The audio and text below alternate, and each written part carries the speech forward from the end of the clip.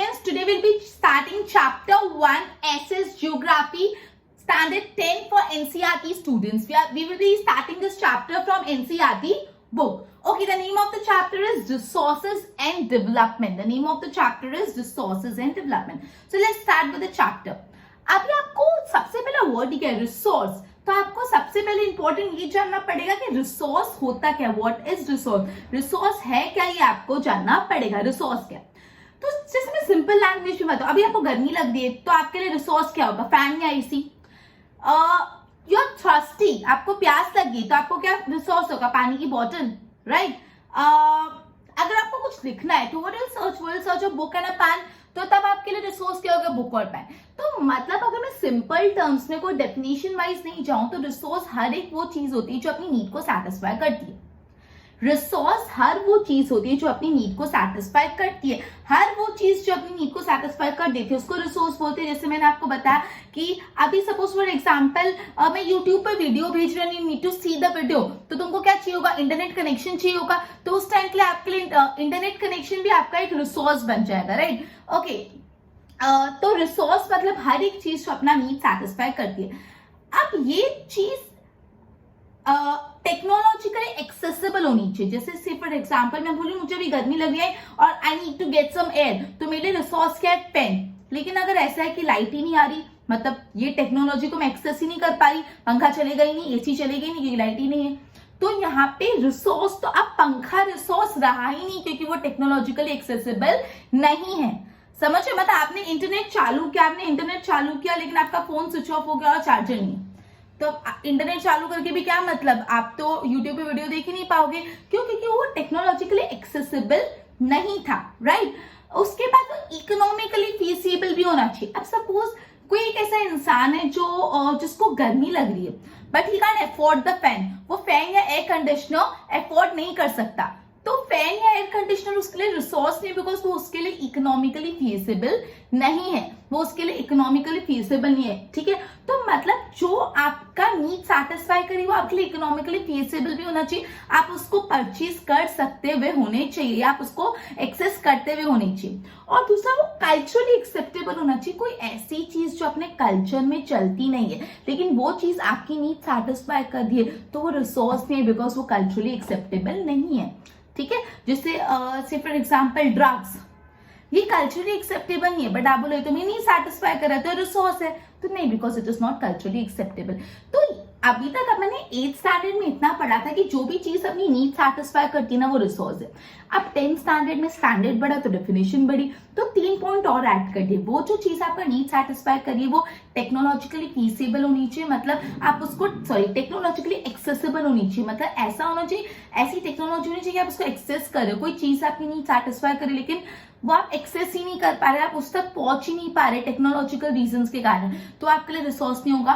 वो economically feasible होनी चाहिए, एफोर्डेबल होना चाहिए. आप उसको इकोनॉमिकली फीसिबल मतलब आप उसको एफोर्ड कर सकते हैं. ठीक है, ऐसे तो मेरे लिए रिसोर्स अभी है ना, मुझे प्लेन में कहीं ट्रैवल करके जाना है अभी के अभी, तो क्या वो मेरे लिए रिसोर्स है क्योंकि वो मेरे लिए इकोनॉमिकली फीसिबल नहीं है. मैं अभी एक हमारा प्राइवेट जेट बुक करा के कहीं जा नहीं सकती. ठीक है, तो इकोनॉमिकली फीसिबल मतलब आप उस टाइम पे वो चीज को अफोर्ड कर सकते होने चाहिए. And then it should be culturally acceptable. कोई ऐसी चीज जो अपने कल्चर में चलती ही नहीं है वो चीज कभी भी रिसोर्स नहीं हो सकता, भले ही ना वो आपकी नीड सेटिस्फाई करता. तो ये जो डेफिनेशन है काफी सिंपल है और काफी अंडरस्टैंडेबल है, तो आप इसको लर्न भी इजिली कर सकते हो.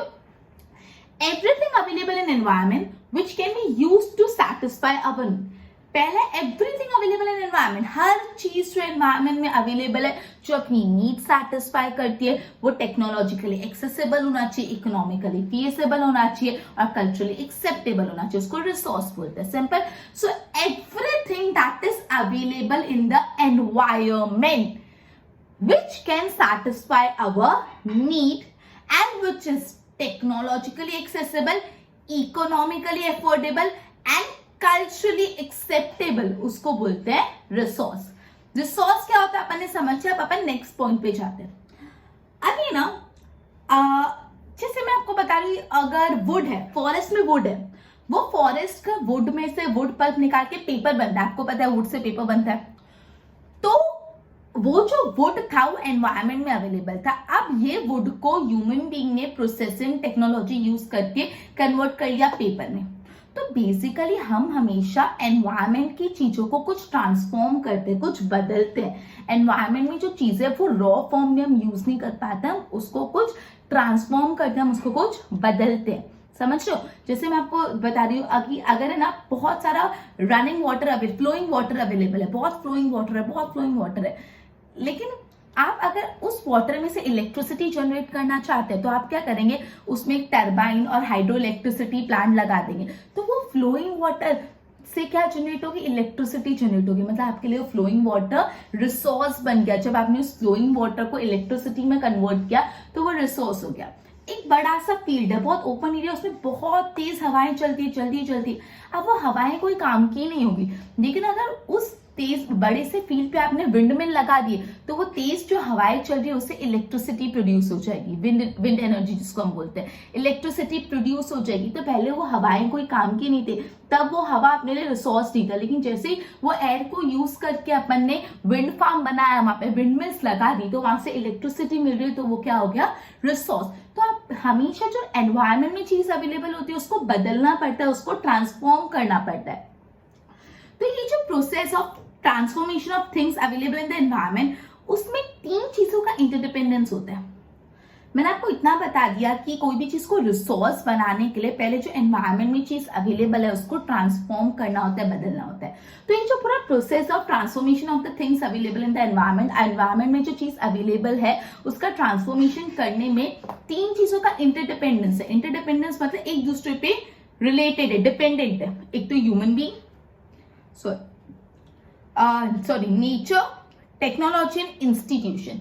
अब पहले मतलब समझ लेते और फिर समझेंगे कि कैसे डिपेंडेंट। नेचर मतलब क्या होता है, एनवायरमेंट, नेचर में जो चीजें अवेलेबल है। टेक्नोलॉजी मतलब मशीन्स टेक्नोलॉजी।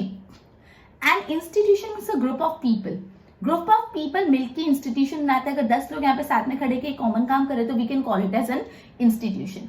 तो यहाँ पे ऐसा बोला, ये जो process of transformation of the material available in the environment, इसमें 3 चीजों का इंटरडिपेंडेंस होता है। जो पूरा प्रोसेस है जिसमें हम एनवायरमेंट में अवेलेबल चीजों को ट्रांसफॉर्म करते हैं, उसमें 3 चीजों का इंटरडिपेंडेंस है। पहला है nature, the other one is technology and the third one is institution.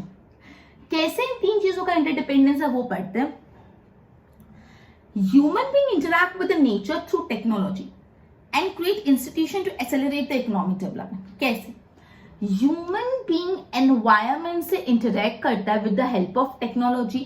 मतलब say for example मैं आपको बोल रही हूँ, ये जो एक बड़ा सा फार्म है जिसमें बहुत तेज हवाएं चल रही है, ये तेज जो हवाएं चल रही है वो नेचर है। ये ह्यूमन बीइंग वहां पे आया और वहां पे विंड मिल्स खड़े कर दी, तो विंड मिल क्या अपनी टेक्नोलॉजी है। तो ह्यूमन बीइंग ने नेचर से इंटरैक्ट किया with the help of technology से इंटरैक्ट किया। अब वहां पे हवाएं चलती है, विंड एनर्जी स्टोर होगी, फिर क्या, फिर उसको लोगों तक पहुंचाना है, इसका इकोनॉमिक बेनिफिट ऑब्टेन करना है। उसके लिए इंस्टीट्यूशन होना चाहिए जो इकोनॉमिक डेवलपमेंट को एक्सेलरेट करेगा, बढ़ाएगा। समझ लो, मतलब यहाँ पे बोला है कि ये जो भी प्रोसेस है of transformation of the material available, things available in the environment, उसमें 3 चीजों का इंटरडिपेंडेंस है। जब आप एनवायरमेंट की चीजों को बदल रहे हो तो उस चीज के लिए 3 चीज इंटरडिपेंडेंट है। एक होता है nature, the other one is technology and the third one is institution. कैसे इंटरडिपेंडेंट है? ह्यूमन बीइंग जो होता है, ह्यूमन बीइंग वो नेचर से इंटरैक्ट करता है with the help of technology, and फिर एक इंस्टीट्यूशन चाहिए होता है which will accelerate the economic development. जैसे मैंने आपको एक एग्जांपल इसका बताया कि अगर सपोज एक फार्म है जिसमें बहुत तेज हवाएं चल रही है, अब वो हवाओं का अपन को इलेक्ट्रिसिटी प्रोड्यूस करनी है, तो ह्यूमन बीइंग वो फील्ड पे गया और वहां पे टेक्नोलॉजी लगा दी। तो ह्यूमन बीइंग नेचर के पास गया, तो पहला कंपोनेंट इन्वॉल्व हो गया नेचर। अब ये नेचर में क्या लगा दी, टेक्नोलॉजी लगा दी, मतलब विंड मिल्स लगा दिए। अब विंड मिल लगा के विंड एनर्जी बन गई। अब ये विंड एनर्जी लोगों तक पहुंचानी है या इसको इकोनॉमिकली कैसे आगे लेके जाना है वो डिपेंड करेगा।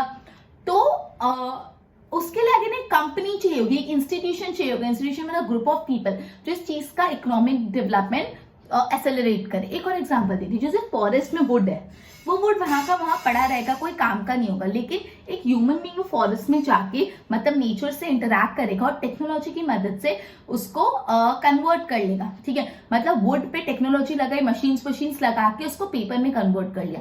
अब पेपर बना के अब रख दो, चलेगा नहीं ना। ये पेपर की इकोनॉमिक वैल्यू बढ़ानी पड़ेगी, उसके लिए क्या चाहिए, एक इंस्टीट्यूशन मतलब कंपनी, समझ आ रहा है। आपने देखा होगा जेके पेपर्स का, जब प्रिंटर में पेपर डालते हैं जेके पेपर्स का पूरा बंडल आता है, तो वो जेके पेपर्स इंस्टीट्यूशन हो गए कि उन्होंने वुड में से पेपर बनाया और ये पेपर को लोगों तक पहुंचा रहा है, जिससे इस पेपर की इकोनॉमिक डेवलपमेंट हो रहा है। अगर पेपर बना के अपने पास रख देता तो उसका इकोनॉमिक डेवलपमेंट होता नहीं।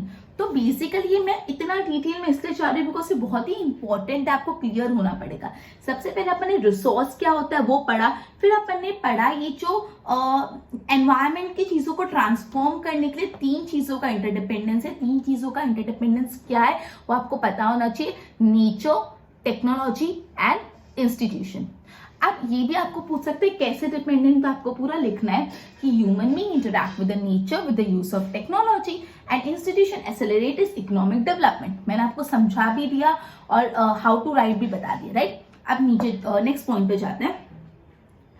ऐसा बोला है कि जो रिसोर्सेज है क्या फ्री गिफ्ट है, तो नहीं, रिसोर्सेज फ्री गिफ्ट नहीं है, हम उनको ह्यूमन बीइंग उसको एक्सेसिबल बनाता है। जैसे एग्जांपल विंड मिल का एग्जांपल मैं देती हूँ, विंड एनर्जी का। अगर एक फार्म में बहुत तेज हवा चल रही है तो वो चलती रहती, वो हवा आपके लिए कभी भी रिसोर्स नहीं बन पाती अनटिल एंड अनलेस एक ह्यूमन बीइंग उस एनवायरमेंट में जो हवा चल रही है उसको इलेक्ट्रिसिटी में कन्वर्ट करता। तो वो हवा पहले रिसोर्स थी नहीं, लेकिन ह्यूमन बीइंग ने उसको रिसोर्स बनाया। ह्यूमन बीइंग ने वो एयर को विंड एनर्जी में कन्वर्ट करके रिसोर्स बनाया, समझ आया। तो यही बात बोली है कि resources are the function of human activity, इंसानों की एक्टिविटी का ही फंक्शन है resource. Resource is the function of human activity, right. 1 mark में फिलिंग द ब्लैंक्स पूछना हो तो पूछ सकते हैं, resource is the function of dash activity, तो resource is the function of human activity, right, okay. Human being themselves are essential component of resources. Resources का बहुत ज्यादा महत्वपूर्ण कंपोनेंट है ह्यूमन बीइंग। क्यों महत्वपूर्ण कंपोनेंट है, बिकॉज ह्यूमन बीइंग ही जो एनवायरमेंट में मटेरियल अवेलेबल है उसको रिसोर्स में कन्वर्ट करते हैं, समझा। यहाँ पे ये बोला कि जो रिसोर्सेज वो फ्री ऑफ कॉस्ट नहीं है, ये रिसोर्सेज जो है फ्री ऑफ कॉस्ट नहीं है। Resources are the functions of the human activity, human activity के कारण ही रिसोर्सेज फंक्शनल हो पाते हैं, ठीक है, ओके। तो ह्यूमन बीइंग ही बेसिकली जो एनवायरनमेंट में मटेरियल अवेलेबल है उसको रिसोर्स में कन्वर्ट करता है। जैसे मैंने आपको बताया जो हवा चल रही है फील्ड में वो एनवायरनमेंट में अवेलेबल एक मटेरियल है खाली, until and unless human being ने उस एनवायरनमेंट में अवेलेबल विंड को विंड एनर्जी में कन्वर्ट करा, मतलब विंड को कन्वर्ट कर दिया विंड एनर्जी में, मतलब उसको एक रिसोर्स बना दिया, समझा। अब जो रिसोर्सेस है ना उसका क्लासिफिकेशन अपन पढ़ने वाले हैं। तो सबसे पहले रिसोर्सेस नेचुरल रिसोर्सेज होते हैं और ह्यूमन रिसोर्सेज होता है। नेचुरल रिसोर्सेज लेकिन 2 टाइप के होते हैं, रिन्यूएबल रिसोर्सेज, नॉन रिन्यूएबल। अब बहुत टेंशन मतलब एक पीछे आएगा तो मैं समझाती जाऊंगी, अभी मैं खाली टेबल बोल देती हूँ। रिन्यूएबल रिसोर्सेज में अगेन 2 है, कंटिन्यूअस और दूसरा बायोलॉजिकल। बायोलॉजिकल में अलग 2 है, natural and the other one is wild life. Non renewable 2 type के, रिसाइक्लेबल, नॉन रिसाइक्लेबल। और ह्यूमन 2 टाइप के, structural and institution, quantity and quality. आगे डिटेल में पूरा आएगा, टेंशन मत देना, विल डू दिस। तो मतलब अभी तक आपने रिसोर्स की डेफिनेशन पढ़ी। Resource means everything that is available in the environment which can be used to satisfy our needs which are technologically accessible, economically feasible and culturally acceptable. उसके बाद ये जो कन्वर्जन है of material available into environment, उसको जब हम convert करते तो 3 चीज का इंटरडिपेंडेंस है, नेचर, टेक्नोलॉजी एंड इंस्टीट्यूशन। कैसे वो भी मैंने आपको समझाया और बताया कि जो resource are the function of human activity, कैसे वो बताया। फिर अपन ने क्लासिफिकेशन ऑफ रिसोर्स पढ़ा, राइट। तो एक बार मैं बोर्ड से गो थ्रू कराती हूँ, फिर मैं नेक्स्ट टॉपिक पे। What is resource? Everything available in the environment which can be used to satisfy our need. हर चीज जो environment में available है which can be used to satisfy our need, which is technologically accessible, economically feasible and culturally acceptable. ये तीनों word बहुत important है, technologically accessible, economically feasible and culturally acceptable. ये मैंने एक ट्रायंगल बनाया है जिसमें बीच में HP लिखा है। HP मतलब ह्यूमन बीइंग, ऊपर नेचर, फिर इधर टेक्नोलॉजी, इधर इंस्टीट्यूशन। ये 3 चीजों पे इंटरडिपेंडेंस है। तो the process of transformation of things available in the environment involves an interdependent relationship between nature, technology and institution। तो यहाँ पे वही बात बोलिए, जो process of transformation of things available in our surrounding, उसमें interdependence relation चाहिए nature का, technology, institution। Human being अब कैसे? Human being interact with the nature through technology।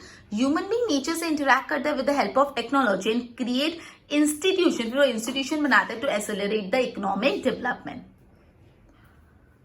Do you think resources are the free gift of nature? No, resources are the function of human activity। Human being themselves बहुत essential component है, because human being transform the material available into nature into resource। जो भी material nature में available है उसको resource में convert करने का काम human being का ही होता है, right? अब classification of resource ये मैंने बताया, नेचुरल, ह्यूमन, मतलब नेचुरल में रिन्यूएबल, नॉन रिन्यूएबल, रिन्यूएबल में कंटिन्यूस, बायोलॉजिकल, बायोलॉजिकल में नेचुरल वेजिटेशन और wildlife, non renewable recyclable, non recyclable, human में structural and quantity and quality. इन सबको हम डिटेल में पढ़ेंगे, टेंशन मत लेना, एक बार इसके नोट्स बनाओ, फिर अपन नेक्स्ट टॉपिक स्टार्ट करते हैं।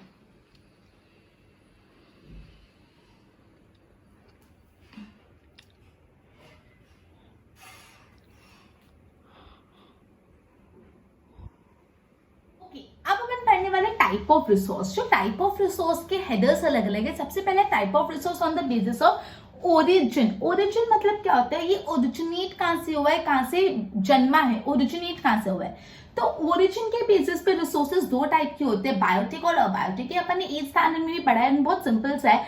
बायोटिक रिसोर्स वो रिसोर्स होते हैं जो लिविंग होते हैं, बायोटिक मतलब living resources and abiotic non living होते हैं। सिंपल टर्म्स में अगर समझे तो बायोटिक मतलब लिविंग और अबायोटिक मतलब नॉन लिविंग। अगर हम सिंपल टर्म्स में समझे तो बायोटिक मतलब होता है लिविंग एंड नॉन अबायोटिक मतलब नॉन लिविंग। मतलब biotic these are the resources that are obtained from biosphere. Biosphere मतलब आपको पता है लिथोस्फीयर, हाइड्रोस्फीयर, एटमोस्फीयर, ये तीनों मिला के बनता है बायोस्फीयर। एंड आर लिविंग मतलब एंड हैव लाइफ, मतलब जो भी रिसोर्सेज लिविंग होते हैं, जिनके अंदर लाइफ होती है, वैसे रिसोर्सेज को बोला जाता है बायोटिक रिसोर्सेज। ह्यूमन बीइंग हम एक बायोटिक रिसोर्सेज, बिकॉज हमारे अंदर लाइफ है। फ्लावर्स, फौना, फ्लोरा, ये सब कैसे रिसोर्सेज है? Biotic resource. फिशरीज, ये सब बायोटिक रिसोर्सेज बिकॉज इसके अंदर लाइफ है। मतलब living resource are known as biotic resource. खत्म। अबायोटिक रिसोर्स वो रिसोर्स होते हैं जिनमें लाइफ नहीं होती, जो नॉन लिविंग होते हैं। जैसे नॉन लिविंग रिसोर्सेज कैसे हो गए?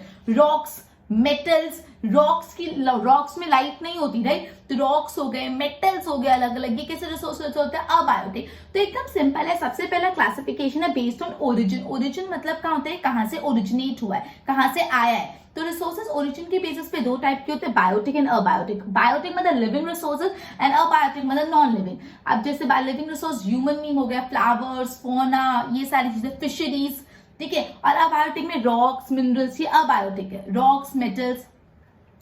अब on the basis of exhaustibility अब अपन पढ़ने वाले resources on the basis of exhaustibility.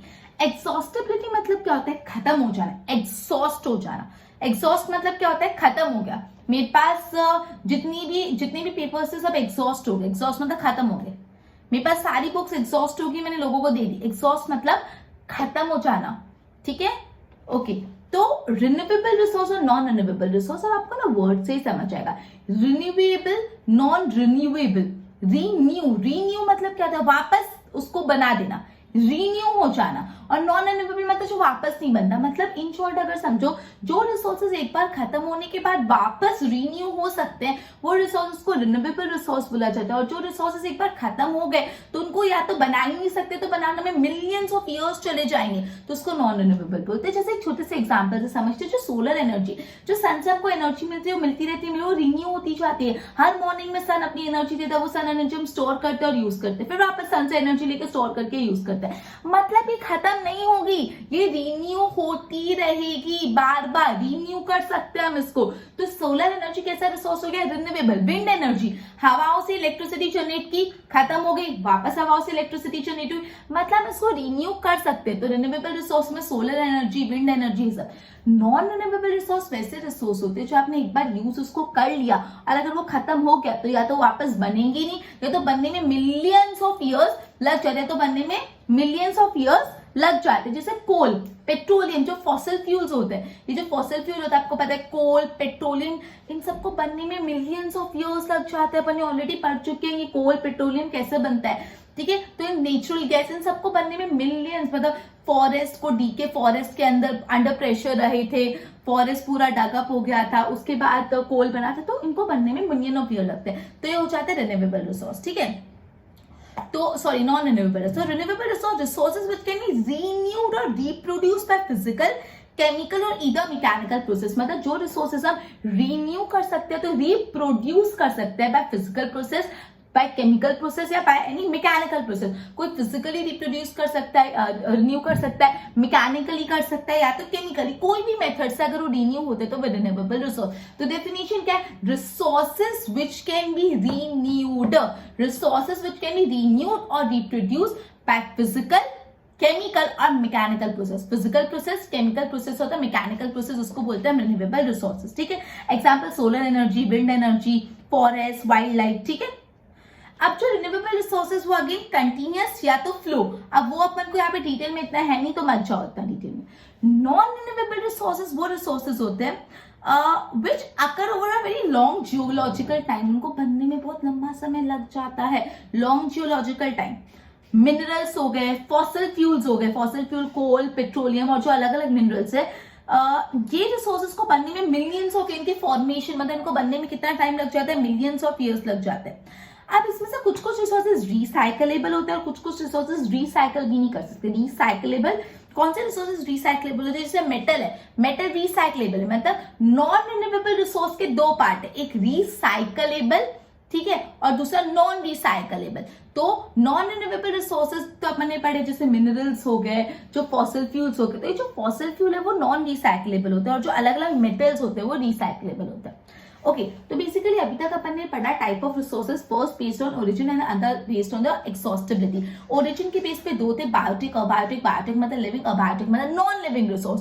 And on the basis of exhaustibility दो टाइप के, रिन्यूएबल, नॉन रिन्यूएबल। रिन्यूएबल मतलब जिसको रिन्यू कर सकते हैं, रिप्रोड्यूस कर सकते हैं by physical, chemical and mechanical process, उसको बोलते हैं रिन्यूएबल रिसोर्सेज। और जिसको हम रिन्यू नहीं कर सकते, जो एक बार अगर खत्म हो गए तो उनको बनने में मिलियंस ऑफ ईयर्स लग जाएंगे, उसको बोलते हैं non renewable resource. Non renewable resource मतलब कुछ रिसाइकलेबल होता है, कुछ non recyclable.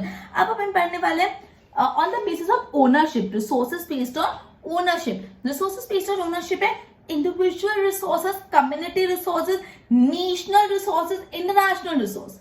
Individual resource, community resource, national resource, international resource. तो अभी अपन पढ़ने वाले हैं आज के लेक्चर में इंडिविजुअल रिसोर्सेज और कम्युनिटी रिसोर्स, ठीक है। अब आपको अगर अपन टेक्स्ट बुक में नहीं भी रीड करें तो इंडिविजुअल रिसोर्स मतलब क्या लगता है, आप जिस घर में रह रहे हो, ये आपका घर है, तो एक ऐसा रिसोर्स होगा आपका इंडिविजुअल रिसोर्स हो गया, मतलब आपका खुद का, आपका प्राइवेटली ओन्ड है, प्राइवेट रिसोर्स है। जैसे आपके बंगलो में पीछे गार्डन है, आपका कोई बंगलो और पीछे आपने ब्यूटीफुल सा गार्डन बना रखा है, तो वो गार्डन कौन सा रिसोर्स हो गया, वो हो गया इंडिविजुअल रिसोर्स, बिकॉज वो गार्डन को आप खुद प्राइवेटली ओन करते हो।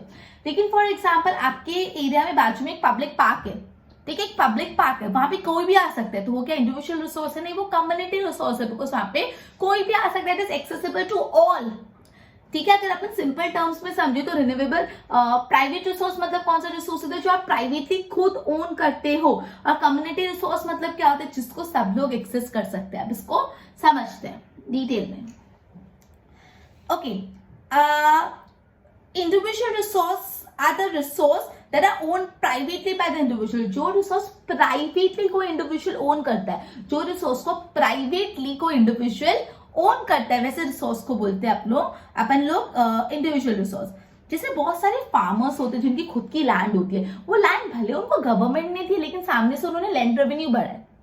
काफी ऐसे फार्मर्स होते हैं जिनकी खुद की जमीन होती है, बोलते नहीं मेरी जमीन है, यहाँ पे मैं खेती बाड़ी करते हैं हम लोग, तो काफी फार्मर्स होते हैं जिनकी खुद की जमीन होती है, भले वो जमीन दी गवर्नमेंट ने, लेकिन जो फार्मर्स होते हैं उन्होंने लैंड रेवेन्यू पे किया, उन्होंने जमीन खरीद ली। तो ये जो जमीन है लोगों की, वो कैसे रिसोर्स है, उनके प्राइवेट रिसोर्स है या तो इंडिविजुअल रिसोर्स है। काफी ऐसे फार्मर्स होते हैं जिनकी जमीन नहीं होती, दे लैंडलेस, ठीक है, तो उनका कोई भी प्राइवेट रिसोर्स नहीं है, ठीक है, मतलब वो जमीन उनकी प्राइवेट रिसोर्स नहीं है।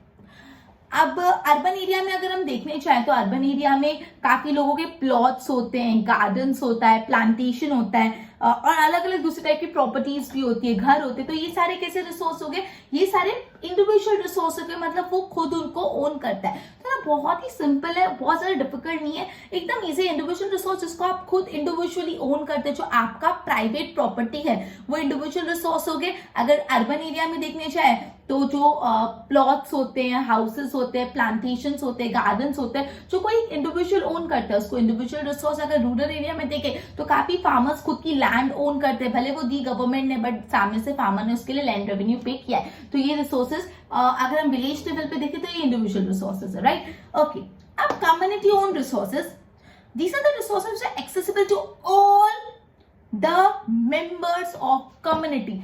हमारे कम्युनिटी के जितने भी मेंबर्स है वो सबके लिए एक्सेसिबल है। अगर सपोज आपके बिल्डिंग में नीचे एक गार्डन है, वो बिल्डिंग के गार्डन को कोई भी एक्सेस कर सकता है, जितने भी फ्लैट होल्डर्स है। आपके यहाँ पे कोई क्लब हाउस है तो वहां पे उसको कोई भी एक्सेस कर सकता है, कोई क्रिकेट लॉन है उसको कोई भी एक्सेस कर सकता है। मतलब ये जो कम्युनिटी होम रिसोर्सेज होते हैं उसको कम्युनिटी का कोई भी मेंबर एक्सेस कर सकता है। जैसे विलेजेस में कॉमन पूल्स होते हैं, फिर उसके बाद कॉमन ग्रेजिंग फील्ड होते हैं जहाँ पे सब अपने गाय भैंस को चराने लेके आते हैं, ब्यूरियल ग्राउंड जहाँ पे डेथ सेरेमनीज होती है, ठीक है। तो ये सब विलेज लेवल पे देखी जाए तो ये क्या हो गए, मतलब विलेज का एग्जांपल देखे जाते हैं कम्युनिटी रिसोर्स। मतलब जो ग्रेजिंग ग्राउंड है जहाँ पे सब अपने गाय भैंस को चराने लेके आते हैं, वो किसी एक इंसान का नहीं, वो सबका मिलके मतलब वो कम्युनिटी रिसोर्स है। कोई कॉमन तालाब है, ठीक है, जहाँ पे लोग यूजुअली वॉशिंग बाथिंग करते हैं, तो वो सबका पूरी कम्युनिटी का है, तो वो कैसा हो गया, कम्युनिटी रिसोर्स। अब अर्बन एरिया में भी आपको पता है पब्लिक पार्क्स होता है, आपको पता है गार्डन्स, पब्लिक पार्क। जो पब्लिक पार्क गार्डन में सिर्फ आप अकेले जाओगे, बाकी आप एंट्री रेस्ट्रिक्ट कर दोगे और कोई नहीं आ सकता, नहीं, कोई भी आ सकता है क्योंकि वो कम्युनिटी ओन रिसोर्स है। पिकनिक स्पॉट, कहीं आप पिकनिक जा रहे हो, जो स्टैच्यू ऑफ यूनिटी, अब आप वहां पे स्टैच्यू ऑफ यूनिटी गए तो ऐसे तो ना सिर्फ मैं ही आ सकता हूँ और कोई नहीं आ सकता, इतने सारे लोग आ रहे थे, सब लोग को देखना था, क्योंकि वो कम्युनिटी रिसोर्स था। आप उनको एंट्री डिनाई नहीं कर सकते, लेकिन आप अपने प्राइवेट गार्डन में एंट्री डिनाई कर सकते हैं, मेरा प्राइवेट गार्डन है तुम नहीं आ सकते, बिकॉज ये प्राइवेटली ओन्ड है। समझा? तो बेसिकली अपन ने अब आज जो सबसे पहले on the basis of origin पढ़ा, ओरिजिन के बेसिस पे बायोटिक, बायोटिक मतलब लिविंग, अबायोटिक मतलब नॉन लिविंग। फिर on the basis of exhaustion, exhaustibility में रिन्यूएबल, नॉन रिन्यूएबल। रिन्यूएबल मतलब जिसको रिन्यू करा जा सकता है, रिप्रोड्यूस कर सकता है by physical, mechanical and chemical process, जो वापस बन सकते हैं, वापस आ सकता है। एक बार खत्म हो गया मतलब अब आएगा ही नहीं, ऐसा नहीं होता। जैसे सोलर एनर्जी, विंड एनर्जी, ये कॉन्स्टेंटली अपन को अवेलेबल है, लेकिन जो रिसोर्सेज एक बार खत्म हो गए तो उनको वापस बनाने में या बनेंगे नहीं या तो मिलियंस ऑफ ईयर्स लग जाएंगे, तो उनको नॉन रिन्यूएबल रिसोर्सेज बोलते हैं। ओके, फिर अपन ने पढ़ा on the base of ownership. Ownership के लिए आज अपन ने सिर्फ दो ही पढ़े, इंडिविजुअल और कम्युनिटी। इंडिविजुअल मतलब आपका खुद का प्राइवेट, और कम्युनिटी मतलब पूरे कम्युनिटी का जो कॉमन एक्सेसिबल रिसोर्सेज होते हैं, प्लेसेस होती है वो, ठीक है। आई पता क्लियर हो, एक बार मैं बोर्ड से गो थ्रू कर रही हूँ, ध्यान देना। Okay, the type of resources, first on the basis of origin, biotic and abiotic. Biotic are obtained from the biosphere and have life. मतलब वो biosphere से मिलते हैं, biosphere मतलब lithosphere, hydrosphere, atmosphere तीनों combine कर have life, such as human being, flowers, fauna. Abiotic are composed of non-living things जैसे rocks, mineral. On the basis of exhaustibility, renewable resources are that can be renewed or reproduced by physical, chemical and mechanical process such as solar energy, wind energy. Non-renewable resource these occur over a very long geological time. इनको बनने में बहुत लंबा समय लग जाता है. Mineral like fossil fuel, it takes million of years in their formation. इनको बनने में millions of years, सालों साल लग जाते हैं. Some of these like metals recyclable और fossils कैसे non-recyclable. Okay. Then on the basis of origin, तो individual resources owned privately by individual, जो resource privately individual own करता है वो, many farmers hold their land which are allotted to them by government on payment of land revenue. villages में काफी farmers खुद की जमीन own करते हैं, वो जमीन उनको government में दी होती है on the payment of land revenue. In villages many farmer landless भी होते हैं, तो okay. In many people have land ownership और काफी लैंडलेस भी होते हैं. अर्बन इंडिविजुअल प्लॉट ओन करते हैं, घर ओन करते हैं, प्लांटेशन ओन करते हैं, तो वो उनके इंडिविजुअल रिसोर्स हो गए। अब community resources are accessible to all. देखो मैंने ऑल पे एक बॉक्स बनाया, मतलब बहुत इंपॉर्टेंट है। जो कम्युनिटी रिसोर्सेज है वो सबके लिए होते हैं, to all the members of community. Villages का कोई कॉमन ग्रेजिंग ग्राउंड है, ब्यूरियल प्लेस है, पॉन्ड है, अर्बन एरिया में कोई पब्लिक पार्क है, कोई पिकनिक स्पॉट है, ये सबके लिए एक्सेसिबल होता है, राइट? एक बार गो थ्रू करो अच्छे से।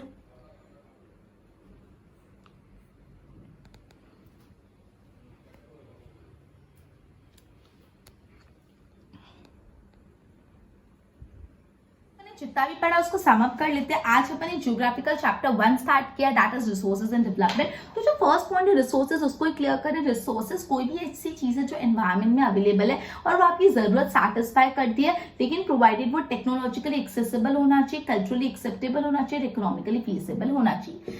अब बोला है ये जो भी process of transforming the material available in the environment, environment में जो भी चीजें अवेलेबल है उसको ट्रांसफॉर्म करने के लिए 3 चीजों का इंटरडिपेंडेंस होता है, nature, technology and institution. Institution मतलब ग्रुप ऑफ पीपल। कैसे? Human being interact with the nature, human being nature से इंटरैक्ट करता है विद यूजिंग टेक्नोलॉजी, टेक्नोलॉजी की मदद से ह्यूमन बीइंग नेचर से इंटरैक्ट करता है, and after that create institution to accelerate the economic development, और इकोनॉमिक डेवलपमेंट के लिए वो उनके लिए एक इंस्टीट्यूशन बना देता है। ठीक है, ये जो रिसोर्सेज है फ्रीली अवेलेबल नहीं है। Resources human being are the important function of resource. Resource human activity के बहुत important function, because human being ही नेचर में जो चीजें अवेलेबल है उनको रिसोर्स में कन्वर्ट करते हैं। नेचर में जो चीजें अवेलेबल है वो अपने लिए रिसोर्स नहीं है, लेकिन ह्यूमन भी उन नेचर में अवेलेबल चीजों को रिसोर्स में कन्वर्ट करता है, तब जाके वो अपने लिए फायदेमंद होते हैं। जैसे मैंने आपको बताया फॉरेस्ट में वुड पड़ा आपके लिए यूजफुल नहीं है, अनटिल एंड अनलेस वुड में से पेपर बने या वुड को फायरवुड की तरह यूज करो। ठीक है, फिर रिसोर्सेज का क्लासिफिकेशन पढ़ा। अभी अपन ने biotic on the base of origin biotic, abiotic पढ़ा। बायोटिक मतलब जो लिविंग होते हैं, अबायोटिक नॉन लिविंग होते हैं। फिर on the base of exhaustibility में रिन्यूएबल, नॉन रिन्यूएबल। रिन्यूएबल मतलब जिनको हम वापस ला सकते हैं, रिन्यू कर सकते हैं। नॉन रिन्यूएबल जिसको जो एक बार खत्म हो गए तो वापस नहीं ला सकते। उसके बाद on the basis of ownership, individual resource मतलब जो प्राइवेट एक इंसान के हो, एंड कम्युनिटी ओन रिसोर्स मतलब जो पूरे कम्युनिटी के हो, मेंबर ऑफ द कम्युनिटी, जितने भी मेंबर्स है सब उसको यूज कर सकते हैं। ओके, तो बेसिकली आज अपन ने चैप्टर स्टार्ट करा और बेसिक इंट्रोडक्शन देखा। नेक्स्ट लेक्चर में थोड़ा एक्स्ट्रा पढ़ाऊंगी और थोड़ा ज्यादा कवर करूंगी। Okay, good bye.